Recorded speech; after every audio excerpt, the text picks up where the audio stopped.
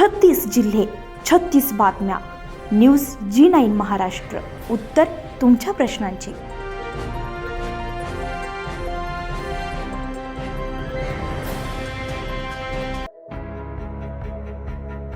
बरकतपूर येथे सामाजिक कार्यकर्ते तथा गेवराई पायगा येथील सरपंच मंगेश साबळे यांचा शाल व श्रीफळ देऊन भव्य सत्कार करण्यात आला. यानिमित्त आयोजित करण्यात आलेल्या विद्यार्थी आणि तरुणांसाठीच्या प्रेरणादायी मार्गदर्शन शिबिराला परिसरातील नागरिक, विद्यार्थी आणि युवकांनी मोठ्या संख्येने उपस्थिती लावत कार्यक्रमाला उत्स्फूर्त प्रतिसाद दिलाय.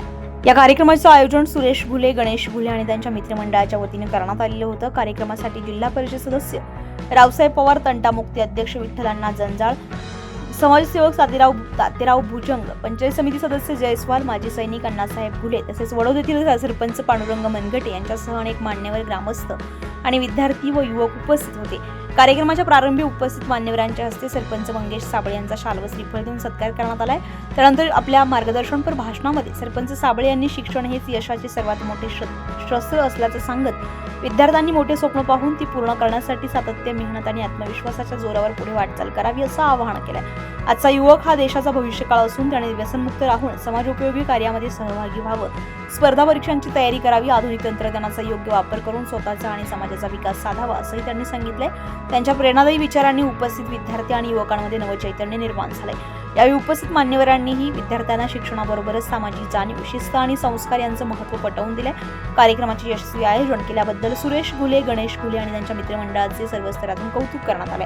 कार्यक्रमाची सांगता उपस्थितांचे आभार मानून उत्साहपूर्ण वातावरणात करण्यात आली आहे. मारुती महाराजांना नमस्कार करून या महाराष्ट्राचा आराध्य दैवत छत्रपती शिवाजी महाराज, या भारताचे शिल्पकार महामानव डॉक्टर बाबासाहेब आंबेडकर व तसेच सर्व महापुरुषांना मी त्रिवार वंदन करतो. बाबांनो, आज या ठिकाणी आपण मला बोलवलं, वाजत गाजत डबडा वाजवत या ठिकाणी मला घेऊन आले. याच्यावरून माझ्या लक्षात आलं की तुम्हाला मंगेश साबळेचा सत्कार करत असताना, मंगेश साबळेला गावात घेऊन येत असताना, मंगेश साबळेला डबडं वाजवून फटाके वाजवून गावात आणत असताना तुमच्या गावात एक मंगेश साबळे तयार करायचं आहे हे माझ्या लक्षात आलं. कारण की एखादी कुठली चांगली गोष्ट जी आपल्याला हवी असते त्या गोष्टीची आपण आवड करत असतो, त्या गोष्टीचा हेवा आपण करत असतो. बऱ्याच गावामध्ये आम्ही फिरतोय. काल परवा भोकरदन साईडला आमच्या तिकडे कार्यक्रम होता आणि युवक तरुण आम्हाला कार्यक्रमाला बोलवत आहेत. त्यांच्या मनात खटकत आहे की भाऊ, जसं तुम्ही काम करताय तसं काम आमच्या गावात देखील झालं पाहिजे. ज्या पद्धतीने तुम्ही शासनाशी, प्रशासनाशी भांडताय, गावाचा विकास करताय, त्या पद्धतीने आमचे देखील कामं झाले पाहिजे, आमच्या देखील गावचा विकास झाला पाहिजे, ही भावना प्रत्येक तरुणाची. आता बोलता बोलता सूत्रसंचालक बोलले की मंगेश भाऊ, तुम्ही कधीही आवाज द्या, आम्ही तुमच्या पाठीमागे उभं राहू, आम्हाला तुम्हाला महाराष्ट्राचा नेता म्हणून बघायचं. आज या ठिकाणी मी तुम्हाला एवढंच सांगेन की तुम्ही माझ्या मागे उभं नाही राहिले तर चालतील, पण तुम्ही तुमच्या गावातल्या तरुणांच्या पाठीमागे उभं राहा. तरुणांच्या हातामध्ये तरुणांच्या हातामध्ये सत्ता द्या. तरुण काय करतो ते बघा. मी जोरात बोलतोय याचा अर्थ तुम्ही या ठिकाणी कान उघडून बसले आणि मी बोलणार तुम्ही ऐकताय असं समजून बोलतोय. आज या ठिकाणी मी एवढ्या दूर आलोय. दूर येण्याचा फक्त एकच उद्देश आहे. मी कुठलं काही मानधन घेत नाही, मी कुठलं काही पाकिट घेत नाही ताई, पण माझं एकच स्वप्न आहे, जशा माझ्या गावासाठी मी लढलो तशा प्रत्येक गावामध्ये तरुणांची फळी उभी झाली पाहिजे आणि आपल्या वाटेला आलेलं हे दुःख संपलं पाहिजे. भारताला स्वातंत्र्य मिळून, देशाला स्वातंत्र्य मिळून 70-75 वर्ष झाले, मात्र आजही आपल्या समस्या त्याच आहेत. आजही आपल्या नळाला पाणी येत नाही, आजही आपल्याला व्यवस्थित रस्ते मिळत नाही, आजही आपल्या गावामध्ये उजेड नाही. शासनानं, सरकारनं, प्रशासनानं गावचा विकास व्हावा म्हणून सरपंच या ठिकाणी निवड केल्या जाते, ग्रामसेवक त्याच्या जोडीला बसवला जातो आणि त्या माध्यमातून विविध कामं होतात, विविध पद्धतीचे काम होतात का तुमच्याकडं? मग श्रावण माळाची पगार असेल आई होते का? विहिरीचं काम असेल, गाय गोठ्याचं काम असेल, एखाद्या शासन दरबारी आपलं शेतकऱ्याचं सातबाऱ्याचं काम असेल, मगाशी ते काका बोलत होते. माय बापो,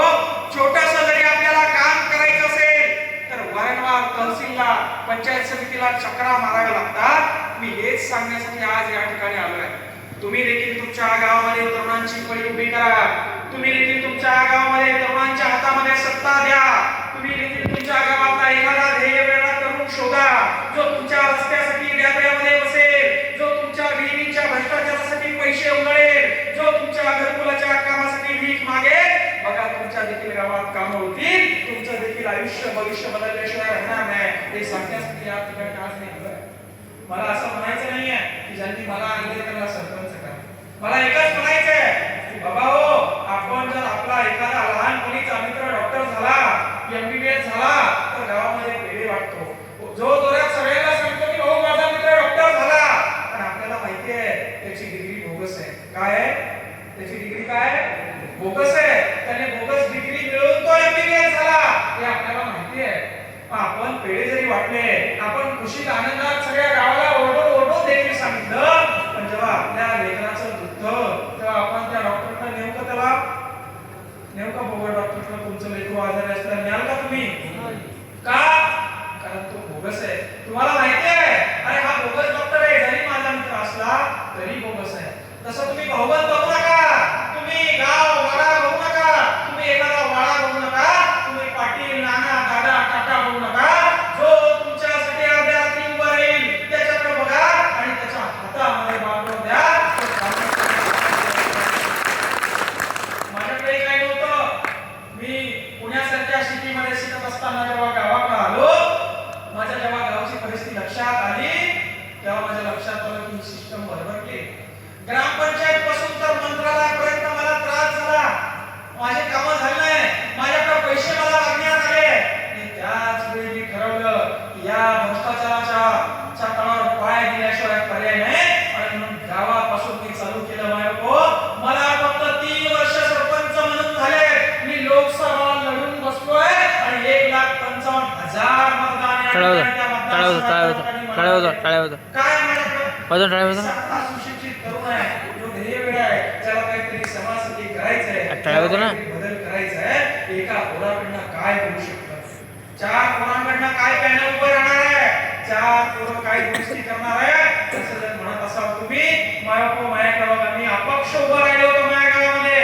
आणि अपक्ष उभं राहून गावचे, पंचकृषीतले, जिल्हा परिषदचे नव्हे तर तालुक्यातले, महाराष्ट्रातले विविध लोकांचे काम, विविध लोकांच्या समस्या या ठिकाणी मी सोडायला लागलो. आज मी प्रत्येक ठिकाणी सांगत असतो, तुम्हाला देखील या ठिकाणी सांगतो, कुठलाही नेता, कुठलाही आमदार, कुठलाही खासदार, कुठलाही मंत्री तुमचं आयुष्य बदलू शकत नाही. कुठलाही मंत्री संत्री तुमचं आयुष्य बदलू शकत नाही. तुमच्या लेकरानं घेतलेलं शिक्षण तुमचं आयुष्य बदलू शकतं. तुमच्या लेकरानं घेतलेलं शिक्षण तुमचं भविष्य बदलू शकतं.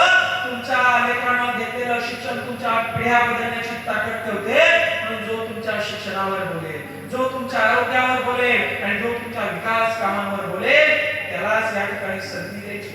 तुम्हाला असं वाटत असेल की एखादी ग्रामपंचायतची निवडणूक लागली आहे किंवा एखाद्या निवडणुकीमध्ये प्रचारासाठी हा बाबा आलाय आणि इथं प्रचार कर, मी हे म्हणत नाही. पण मी इथं जास्त तरुण बसले म्हणून तरुणाला सांगतो, अरे किती दिवस आपण सहन करायचं? हे शासन, हे प्रशासन आपल्यासाठी, आपल्याला शासनाकडनं, प्रशासनाकडनं ज्या वागणुकीला समोर जावं लागतं त्याच्या विरोधात आवाज उचलल्याशिवाय पर्याय नाही. प्रत्येक तरुण मंगेश साबळे झाल्याशिवाय पर्याय नाही, अन्यथा तुमचे काम होणार नाही. आज आपण बघतो विहिरीसाठी 20-30 हजार घेऊन लोकांचे खोटे नाटे कामं त्या ठिकाणी करत होते.